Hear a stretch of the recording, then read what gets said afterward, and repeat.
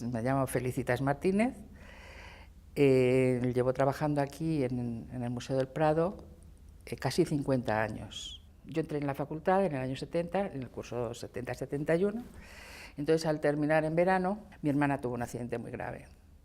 Y entonces yo no iba a salir de Madrid, no pensaba ir a ninguna parte. Entonces un amigo mío, que fue profesor mío del instituto y tal, pues me dijo, oye, mira, tu profesor de arte de la facultad, que era Matías Díaz Padrón, se ha quedado, o sea, necesita una persona que le ayude a mecanografiar los textos del catálogo de la pintura flamenca del siglo XVII y además le ayude su tesis. Se tradujo en que yo empecé a trabajar con Matías Díaz Padrón ese mismo verano. Entonces me pagaba el museo por mecanografiar textos del catálogo de la pintura flamenca. Esto fue en el verano del 71, pues en el verano del 73, bueno, ya al principio del otoño, decidieron que me hacían un contrato. Entonces yo ininterrumpidamente llevo aquí desde el año 71. Y ahora que vamos a celebrar el 200 aniversario del museo, pues yo puedo decir que llevo casi una cuarta parte de la vida de este museo.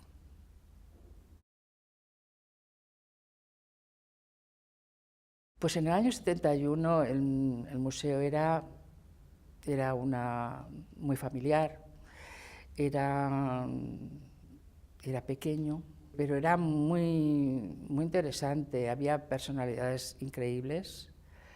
Yo creo que a nivel intelectual era de los momentos más ricos, o sea, había unas personalidades increíbles, como eran Javier de Salas, que era el director, el señor Pérez Sánchez era su director, y luego estaba de conservador estaba Matías Díaz Padrón, estaba Rocío Arnáez, estaba y presente también, porque ya aquí es donde yo le conocí, estaba don Diego Angulo, la persona que yo admiré muchísimo en vida y que es una de las personas que sigo recordando como de mayor talla intelectual que yo he conocido en el mundo, ¿no? Yo me hice un poco especialista en letras difíciles y tanto las letras de Díaz Padrón como la del señor Pérez Sánchez, como la de don Diego Angulo, como la de Javier de Salas, pues todas esas letras para mí eran muy fáciles y muchos textos de los suyos, de publicaciones desde esa época, pues pasaban por mis manos. Entonces era un museo, sí, pequeño, pero tenía mucha vida a pesar de lo que ahora, visto con una perspectiva, pues parece todo muy lejano, con unos medios muy precarios, pero en el que todo el mundo aprendíamos de todo y hacíamos de todo. Entonces, quizá la formación que yo tuve entonces, yo siempre digo que me enseñaron los mejores. O sea, yo aprendí a trabajar porque no sabía, no había hecho nunca nada, y a mí me enseñaron a trabajar ellos. Entonces, yo aprendí con los mejores. Yo llevaba muy poco tiempo trabajando aquí y en verano, pues trabajamos un sábado o algo así al mes. Y en verano, pues el señor Sala, don Javier de Salas, se iba a Trujillo normalmente los fines de semana. Llegó Pedro Sobrino y me dice, mira Feli, que resulta que viene un señor que trae un cuadro y dice que es una donación anónima. Digo, ¿cómo? Que es una donación anónima, sí, que viene a dejar el cuadro y que nada, que deja aquí el cuadro y que se va. Digo, no, esto no es posible. Yo sabía poco, pero lo poco que sabía que el museo no es un sitio donde tú puedas llegar un cuadro, llevar un cuadro y decir, aquí lo dejo, que es una donación anónima. Será una donación anónima para el mundo, pero no para el museo. En caso de que fuera el museo, siempre tendría que saber quién le dona una obra, porque yo tenía poca experiencia, pero también en ese momento se me ocurrió pensar, ¿quién dice que esto es un cuadro una donación y no es un cuadro robado que alguien quiere devolver. Digo, bueno, espera un momento que yo voy a hacer una llamada. Entonces llamé a Trujillo, a don Javier de Salas, y cuando le empecé a contar, digo, mire, don Javier, que tenemos aquí un señor que dice que viene a donar un cuadro anónimamente, que él no es el donante, pero que viene encargado a traer el cuadro, y dice, ¿pero usted ha visto el cuadro? Digo, no, no, viene cubierto en una manta, yo ni lo he tocado, o sea, yo no quería ni tocarlo, ¿no? Y dice, bueno, pues va a hacer usted una cosa. Está con Pedro Sobrino, pues no se preocupe, que él quite que lo desembale el cuadro y mire a ver si en el reverso tiene algo y usted vaya describiendo todo lo que ve.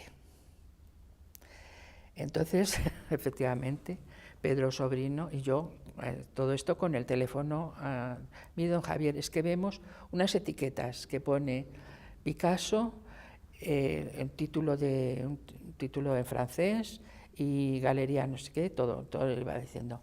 Ah, bien, pues usted vaya anotando todas esas etiquetas y las va describiendo y tal. Y luego que mida el cuadro y tal, vale.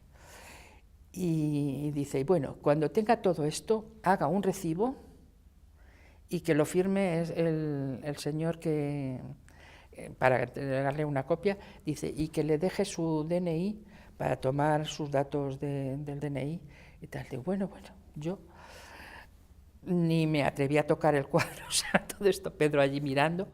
Era un cuadro de Picasso y no lo llegué a verlo entero porque me daba pánico, era un cuadro cubista, eso sí, y debía ser de los años 20. Entonces, pues yo preparé un documento, lo mejor que supe, se lo leí a don Javier, le pareció estupendamente, y este señor nos lo firmó, le dimos a él copia, y esto es mi experiencia extrañísima con un cuadro. Y no puedo decir más, porque yo ya después de eso nunca supe lo que pasó con ese cuadro.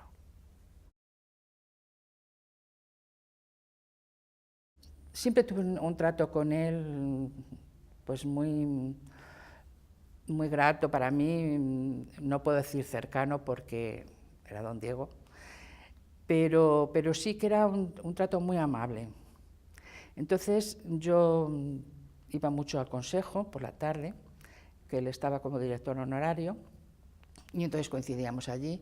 Entonces, a veces, yo cuando salía de aquí del museo, iba hacia el consejo, me lo encontraba en el aparcamiento, y él me veía y se esperaba para ir conmigo hacia... Y yo eso me quedaba siempre un poco alucinada porque lo veía como una persona tan venerable, que era el director de la Academia de la Historia y demás, y yo decía, y don Diego se está esperando para que yo llegue a su altura para acompañar, para que vayamos juntos al consejo. Me parecía increíble, o sea, yo tenía 20 años y él era el venerable académico y director del que todo el mundo veneraba, ¿no? Y a mí eso, en cierto modo, me hacía mucha gracia, ¿no? El que fuera al mismo tiempo tan cercano. Y yo luego tuve, al principio de los años 80, cuando él estaba terminando su libro sobre Murillo y necesitaba pues entregarlo a la imprenta, pues le quedaban algunas cosas por terminar. Y me pidió a mí que si yo podía ayudarle en esto. Yo encantada, porque ya había trabajado en algunos textos con él y yo entendía su letra. Entonces me iba todas las tardes a su casa, durante un par de meses, yéndome todas las tardes a su casa, para trabajar allí, mecanografiándole los textos y demás. Y él tuvo conmigo detalles que yo cuando los comentaba, nadie se podía creer que realmente fuera don Diego. A mí me llegó a regalar libros, cosa que no hacía con nadie, no regalaba libros, al contrario, no. Él atesoraba sus libros que luego habrán sido donados generosamente, ¿no? Un día yo fumaba y en la mesa apareció una cajetilla de ducados que fumaba yo entonces. Y voy a sacar la mía y veo que yo tenía la mía en el bolso. De repente veo otra y me quedé, dije, pues no, ¿de dónde ha salido esto? Pues había sido don Diego que me había comprado una cajetilla de tabaco. Y esto Cuando yo lo contaba, nadie se lo podía creer porque él realmente nunca había fumado, y me dijo un día que es que su hermano había muerto de cáncer de pulmón. Entonces no quería o sea, no le gustaba nada que fumara nadie, pero de repente conmigo tuvo ese detalle, o sea, anécdotas de estas, pues no sé, con don Diego yo la viví.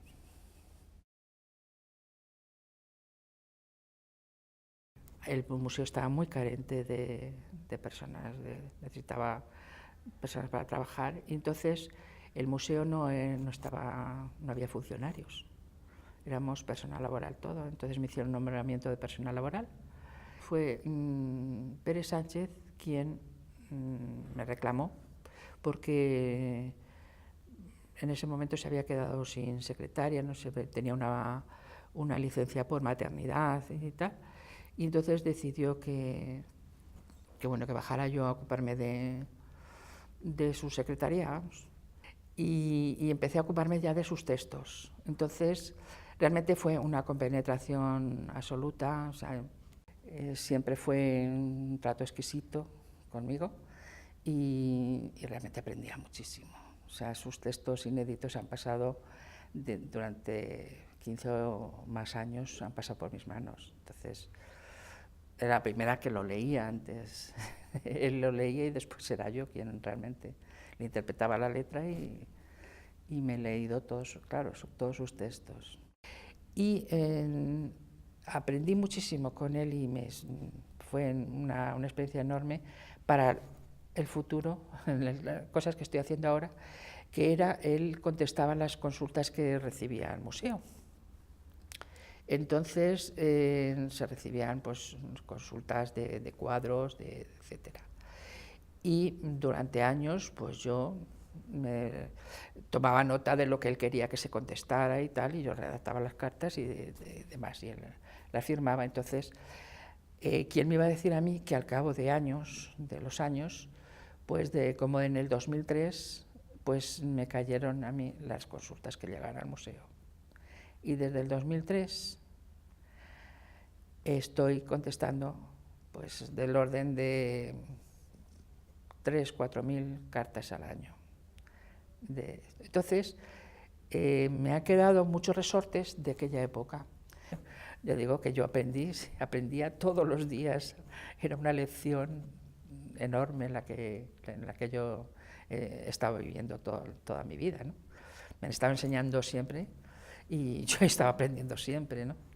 Entonces me ha venido muy bien eso para esta última época en que ha sido yo quien he tenido que resolver ese tipo de cuestiones.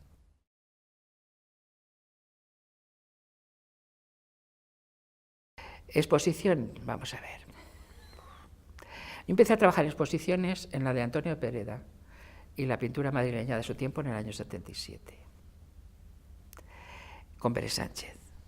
Entonces, las exposiciones, que tenían seguros, tenían transportes, tenían, como todas las exposiciones actualmente, pues las hacíamos él y yo. Yo entraba por las mañanas, me dictaba las cartas que teníamos que hacer para escribir a los que debían prestarnos obras. Recuerdo que quería un cuadro que él tenía idea, Pérez Sánchez tenía idea de que el cuadro pertenecía a una colección, o sea, durante la guerra, pues había pertenecido a una colección que se apellidaba tal, y que le gustaría tener ese cuadro para la exposición, porque conocía la foto por las fotografías de la época de la guerra. Entonces dije, bueno, pues, ¿esta familia dónde estaba? Pues en Vitoria. Ah, bueno, pues vale. Entonces teníamos aquí una centralita de teléfonos, que la telefonista era Sonsoles Fernández, y ella tenía las guías de toda España. Entonces le pedí la guía de Vitoria y me busqué el apellido que me decía este señor. Y entonces pues creamos una carta tipo, yo la dirigí a todas las personas que habían con ese apellido. En total, no eran muchas afortunadamente, pero fueron como 30 o 30 y tantas. Y nos contestaron, efectivamente, y daba la casualidad de que la persona a la familia que pertenecía el cuadro, pues había estudiado Historia del Arte y además había sido alumna de Pérez Sánchez. Con lo cual, vino todo rodado y el cuadro pues estuvo en la exposición. Yo era su mecanógrafa, él hacía todo, él tenía toda la responsabilidad, pero yo era su mecanógrafa, él hacía todo lo que él me pedía, yo se lo hacía. Entonces, tanto escribir las cartas, como luego el tema de pedir los seguros, que había que pedirlo a 3 casas y tal, para todas las obras que había que asegurar, hacer las fichas del catálogo, eso. Entonces, toda la parte de mecánica de la exposición, me la chupaba yo. Pero bueno, feliz, o sea, yo disfrutaba con las exposiciones, pero muchísimo, porque da mucha adrenalina, sí, de la buena, de verdad. Sí, o sea, pues eso, eran retos, a ver si lo conseguimos, y bueno, luego la mar de contentas. La llegada del Guernica, pues fue, en cierto modo, una época un poco convulsa para el museo, ya que yo no estaba muy al tanto de la política interna, pero de repente pues Pita Andrade dimitió. Y normalmente hasta ese momento pues la figura del subdirector era, digamos, el futuro director, o sea, había pasado desde la época de Sánchez Cantón y más o menos pues todo el mundo pensaba que cuando al dimitir Pita Andrade, pues el subdirector, que era Pérez Sánchez, pues pasaría a ser el director.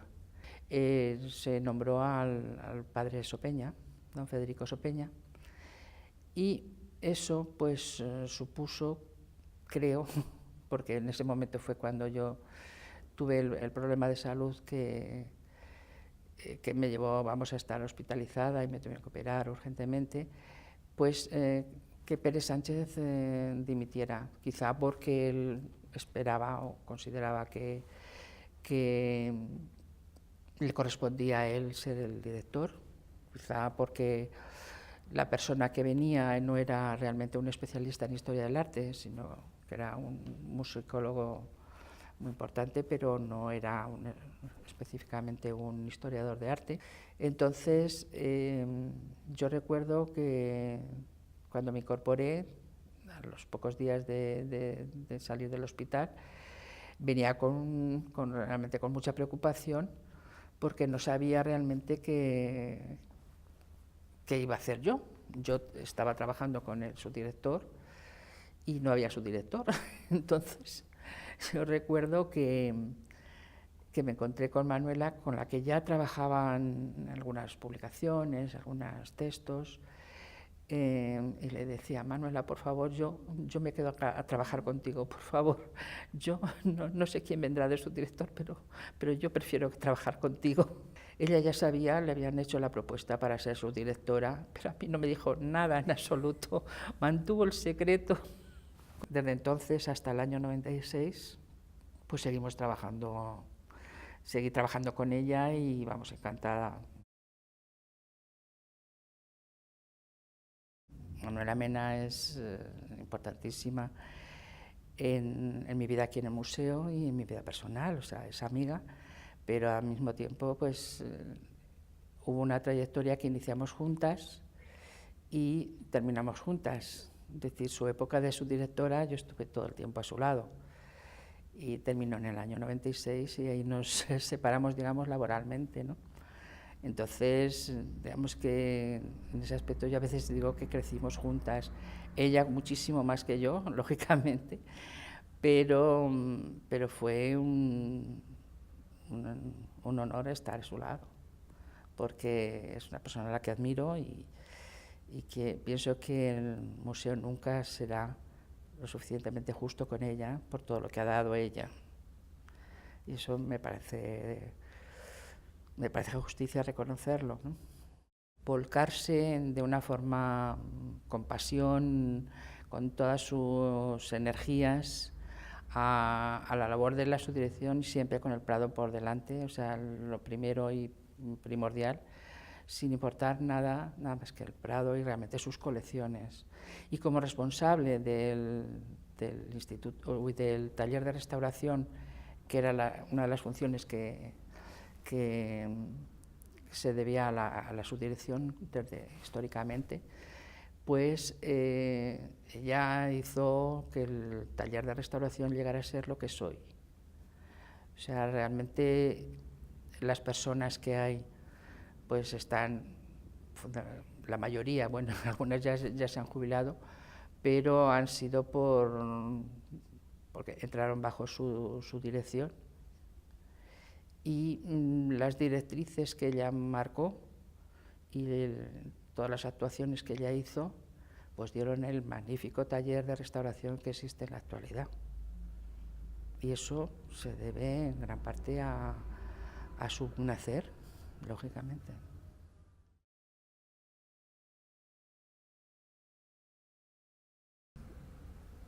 Al depender tanto de Pérez Sánchez como de Manuela en los años 80, cuando el museo adquirió la autonomía, en el año 85, pues en la autonomía se decretaba que había que publicar los inventarios del museo, que de ellos se ocupó Mercedes Orihuela, mi amiga, que es otra de las personas a las que debo la suerte de haber conocido por estar aquí en el Prado, ¿no?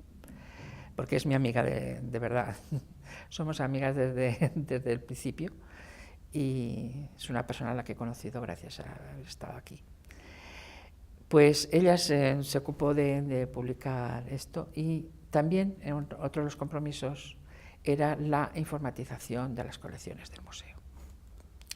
Entonces se contrató a una compañía, no eran especialistas en arte ni nada, entonces digamos que las listas se preparaban desde aquí, desde dentro del museo, y ellos luego pues lo iban crearon un programa informático, que estamos hablando de los años 80.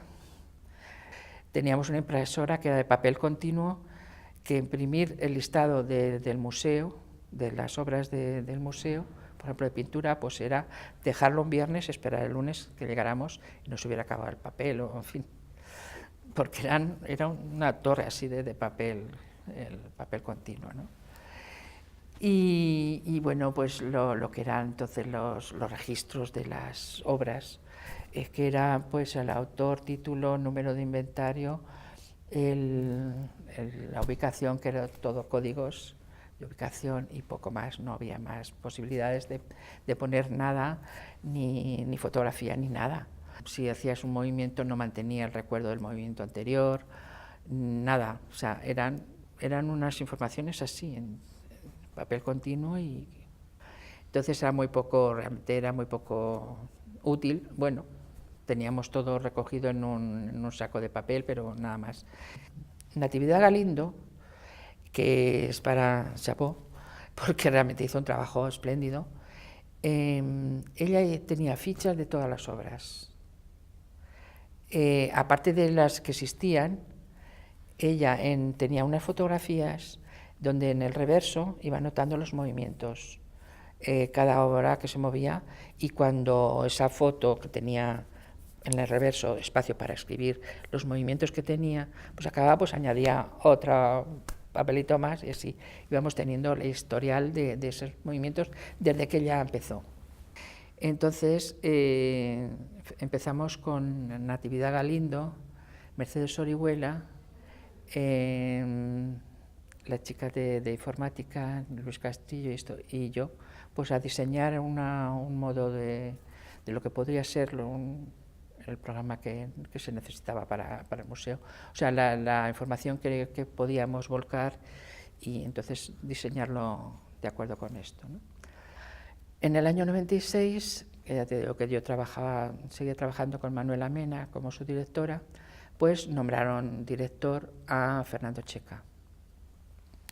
Y entonces Fernando Checa pues ya no quiso su directora a su lado, y por tanto Manuela pasó a ser conservadora y yo ya dejé de trabajar con ella.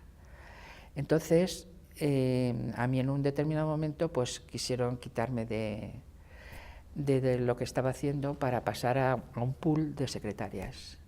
Entonces yo recibí, de hecho, una comunicación de la gerencia en aquel momento y lo recibí un viernes y dije, muy bien, pues el lunes me fui a hablar con el director. Yo a Fernando Checa le conocía porque somos de la misma promoción de la facultad. Entonces yo me fui a hablar con él, pues le dije, mira, he recibido esta nota del gerente en el que se dice que yo pasé a formar, digo, yo de entrada como a un pool de secretarias no puedo pasar porque yo no soy funcionaria, soy laboral. Y por otro lado, yo te recuerdo, no sé si lo sabes, que yo estoy haciendo este trabajo. Entonces, pienso que soy más útil haciendo lo que estoy haciendo que donde se me pretende mandar. Dijo, sí, por supuesto, sí, no te preocupes tú, sigue tal.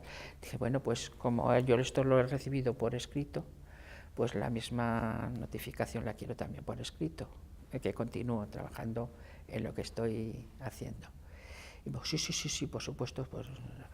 Cuando vino Andrés Gutiérrez Usillos, que fue el que pasó a ocuparse del área de documentación, archivo y biblioteca, se quedó un poco alucinado que yo hubiera mantenido un programa, o sea, si el programa que existe hoy del museo existe, es porque yo me empeñé. Si no, si yo lo hubiera dejado, no hubiera existido. Existiría otra cosa, o se estaría haciendo otra cosa, pero desde luego no existiría lo que existe ahora mismo.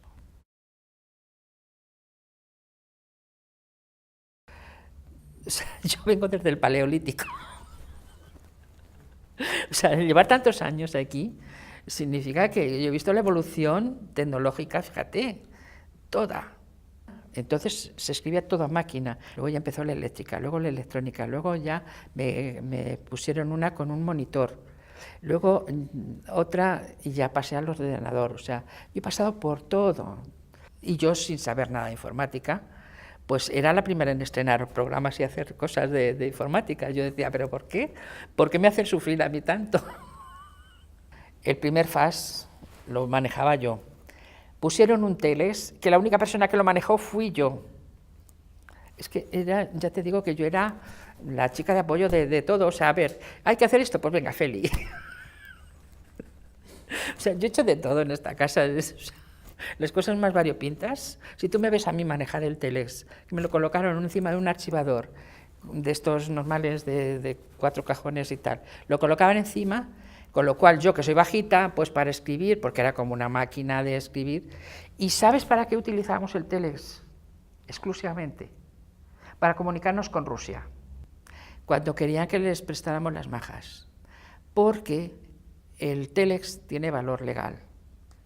O sea, cualquier escrito por Telex tenía valor legal, cosa que no tenía el fax. Si yo hubiera tenido las herramientas que tengo ahora, cuando yo entré, vamos, no te quiero decir cómo sería el museo ahora. Claro. O sea, entonces es que se hacía todo, las fichas de la biblioteca, nuestro querido José María las hacía a plumilla, con tintero y plumilla así. Eran las fichas que se conservan por ahí todavía, si no las han tirado, pues así eran todas las cosas, ¿no? O sea, y con Manuela, pues ella como responsable del taller de restauración, pues empezó a pedir que se hicieran informes de restauración.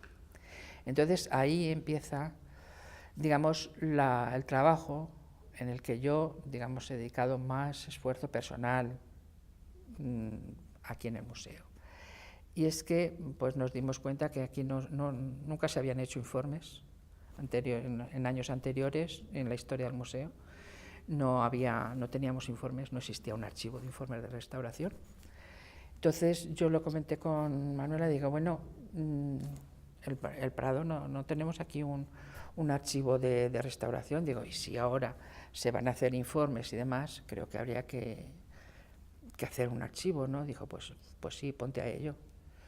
Y entonces pues empecé a hacer el archivo de restauración, que actualmente sí existe, y durante todo el tiempo que estuve trabajando con ella, pues me encargaba todos los años de llevarles un control a los restauradores, de exigirles que nos fueran dando todo lo que habían restaurado el año, los informes, etc.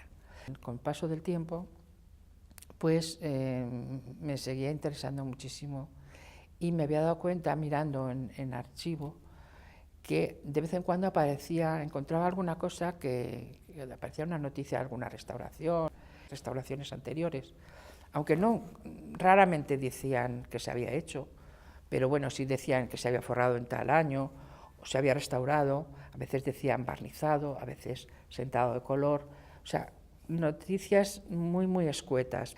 Y yo eso, pues, calladamente me dediqué a ello.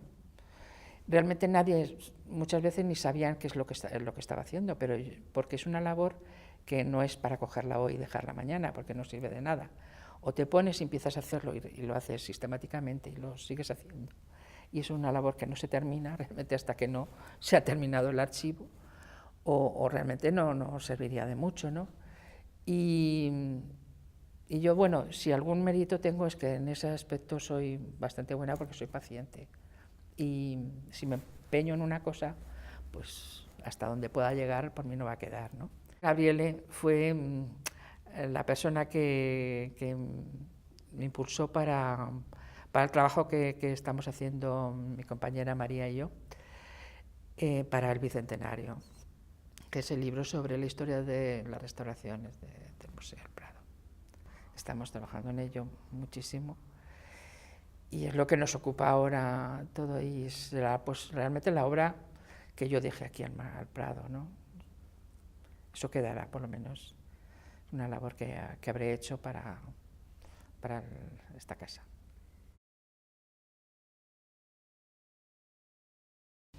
Y realmente nunca pensé que el museo fuera a ser mi destino en la vida, ¿no? De estar aquí trabajando toda mi vida. Pero realmente es que me fue atrapando, o sea, me fue conquistando, y con momentos mejores y momentos no tan buenos, realmente no renunciaría a ninguno de los momentos que he vivido en él. O sea, quizá ya es ahora mismo cuando ya digo, bueno, ya ha sido suficiente, ya creo que es mejor que me vaya, porque ya sí, ya se nota la edad, ¿no? Pero yo me he mantenido con la misma ilusión, las mismas, no sé cómo decirte, siempre me ha estado aportando cosas. Y mientras yo he notado que estaba aquí, me estaba aportando cosas el museo, era el mejor sitio para estar. Porque no iba a encontrar otro sitio ni más bonito, ni que realmente me estuviera aportando tanto. Yo lo veo difícil que yo pudiera haber aprendido tanto, haber conocido tanto como he conocido aquí en el museo. O sea, he sido una privilegiada en este aspecto.